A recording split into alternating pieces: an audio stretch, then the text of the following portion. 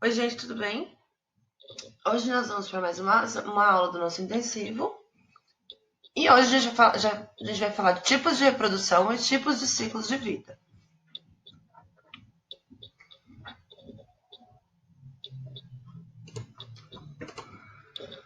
Nós vamos ter dois tipos de reprodução: a reprodução assexuada.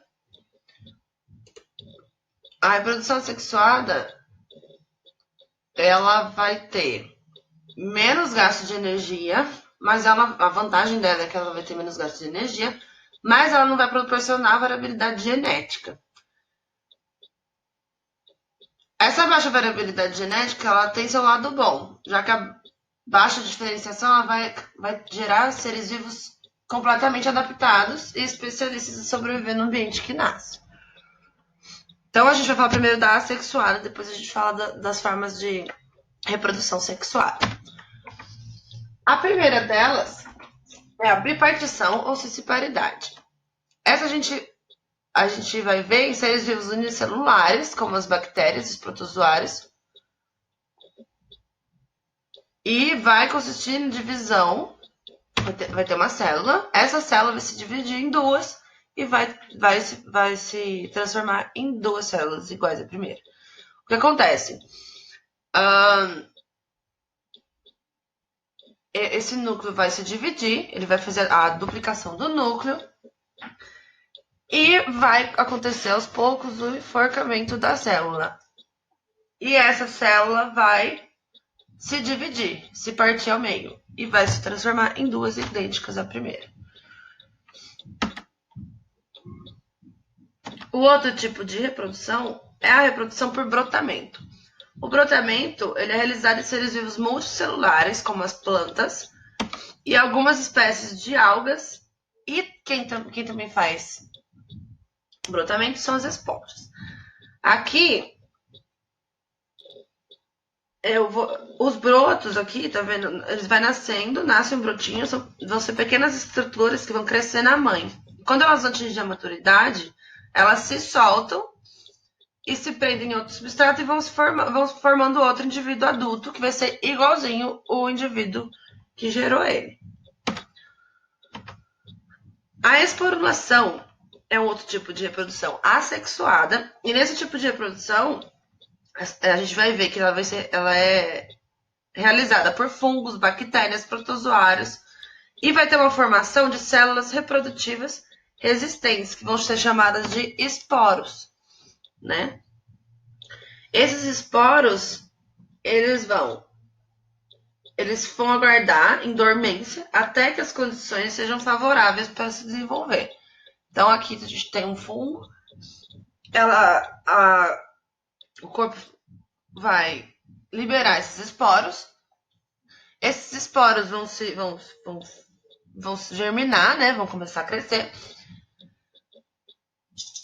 E aí né? Vão crescendo até formar um fungo maduro igual o anterior. Outro tipo de reprodução assexuada é a fragmentação. A fragmentação, os animais mais conhecidos por se reproduzirem dessa maneira são as estrelas do mar. E a planária também faz isso. O que acontece? O que acontece é quando são quebradas, né?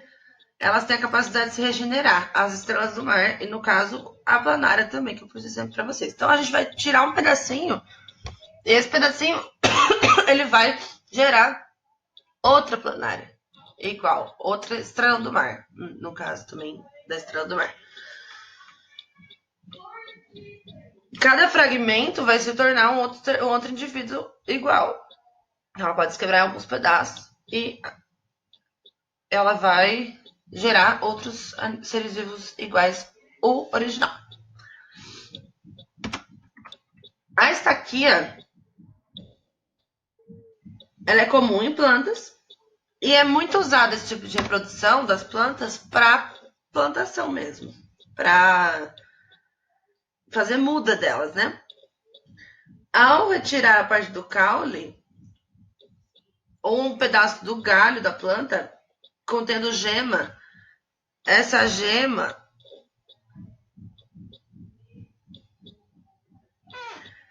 ela é rica em tecidos não diferenciados. Então, ela tem grande capacidade de desenvolvimento. Ela vai desenvolver raízes e crescer, gerando um novo indivíduo. Então, você tira o pedaço, né, da planta e coloca na terra de novo.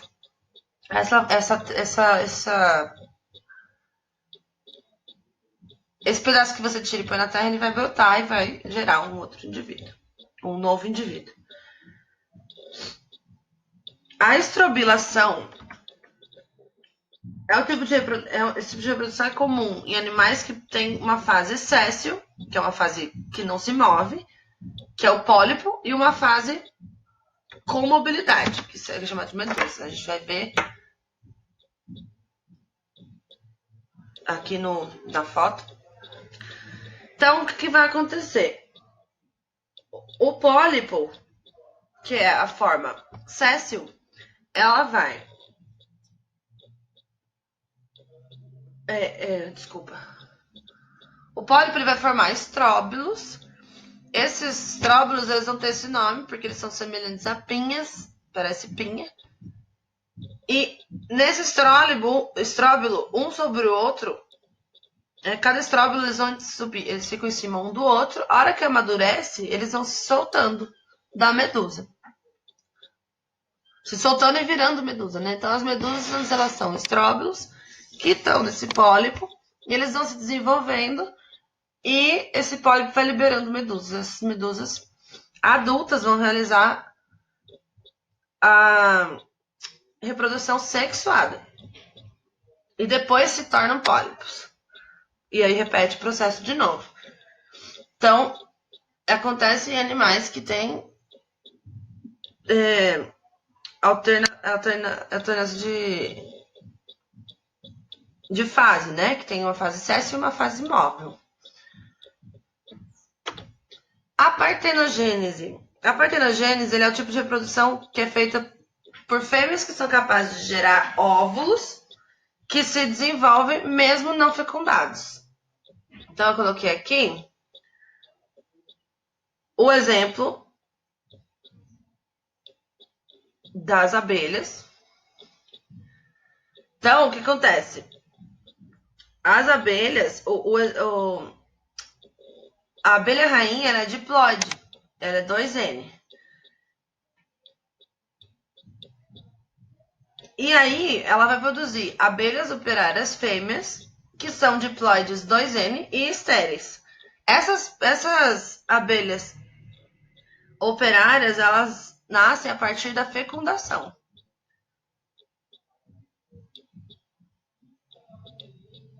Os óvulos que não forem fecundados dessa abelha rainha, eles vão produzir zangões férteis, que eles são haploides. Então, nesse tipo de reprodução, a gente vai ter a variabilidade genética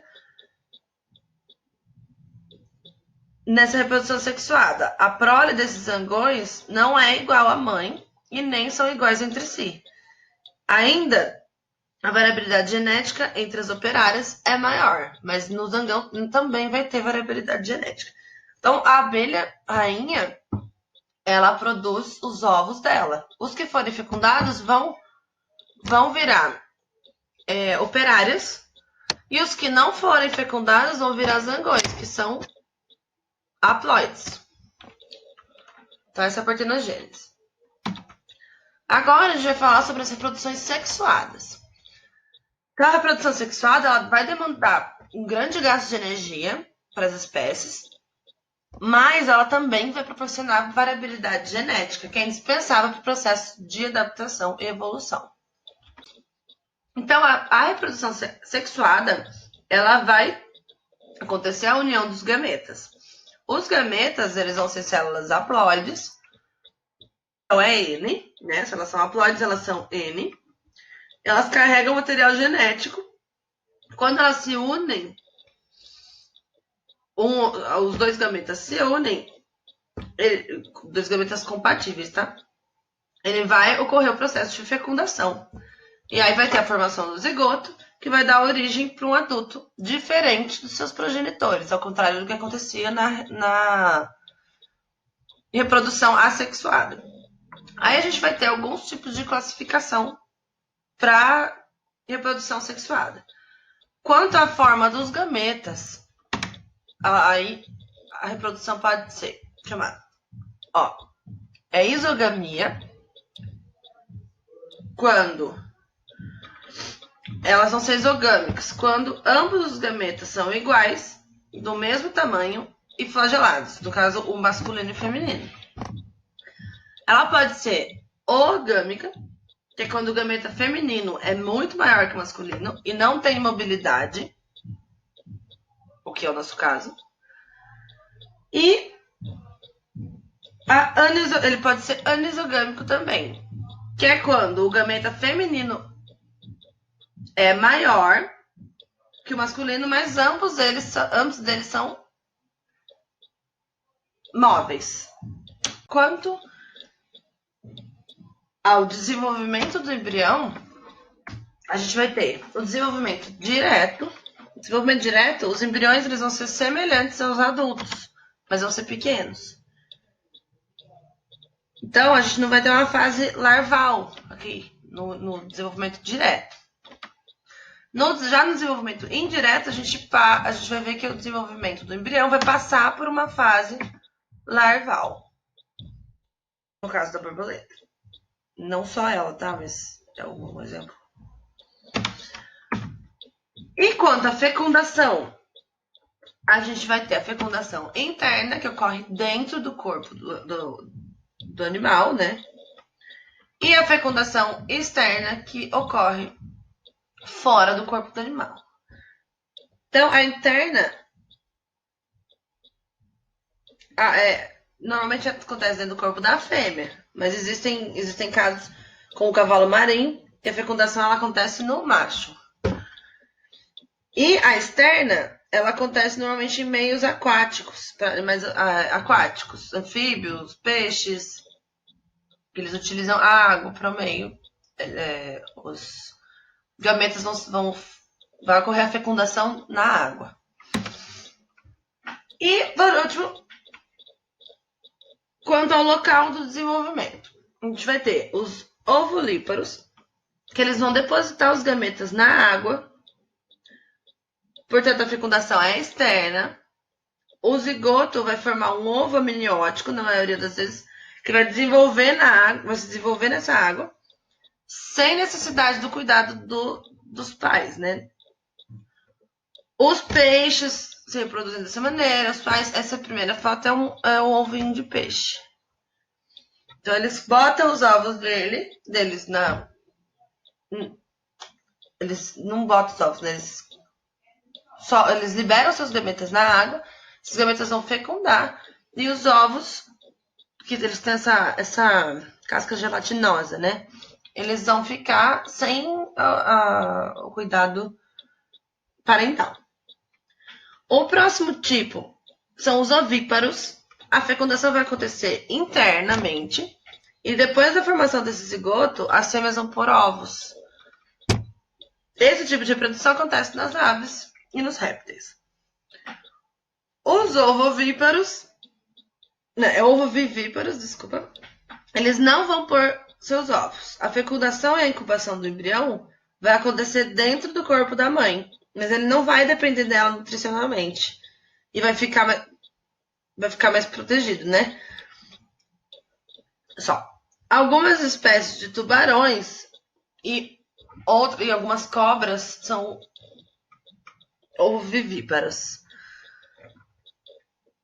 E por último, os vivíparos, que são os placentários. Então, eles vão depender totalmente da mãe para o desenvolvimento e para a nutrição. Os mamíferos, tirando o ornitorrinco, são vivíparos. Agora a gente vai falar os tipos de ciclos de vida. Tá. O ciclo de vida, ele pode ser pensado como nascer, crescer e reproduzir e morrer das espécies. Mas ela vai considerar as fases pelas quais as espécies vão passar para assegurar a perpetuação da espécie. Então, os tipos de ciclo de vida que a gente tem no planeta Terra são 3. O ciclo apoabionte, ele é o ciclo de vida dos seres vivos haploides. como muitas espécies de algas. Essas espécies elas vão possuir o adulto haploide, que é N, né? Tá escrito M, mas é N.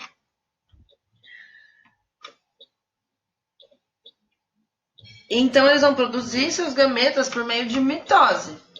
E aí, eles vão fazer...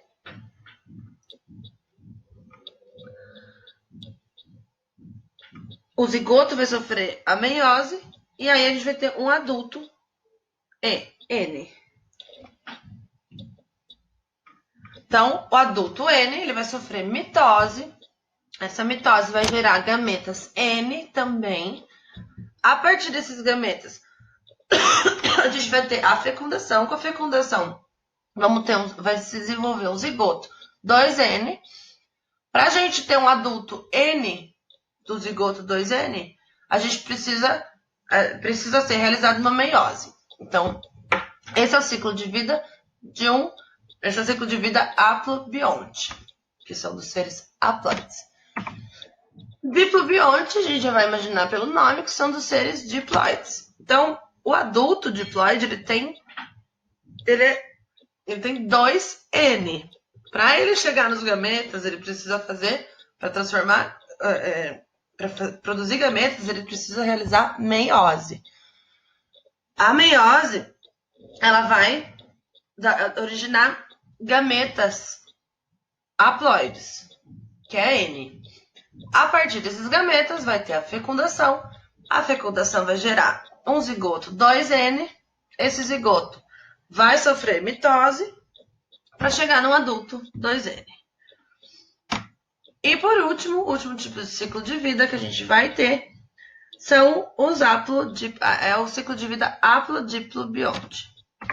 Esse ciclo de vida, ele acontece no ser vivo que tem uma fase haploide e uma fase diploide. Então, vai ter alternância de geração. Vai ter uma fase de desenvolvimento responsável pela formação do gameta. E o indivíduo que forma o gameta é o gametófito. Ele é um indivíduo haploide.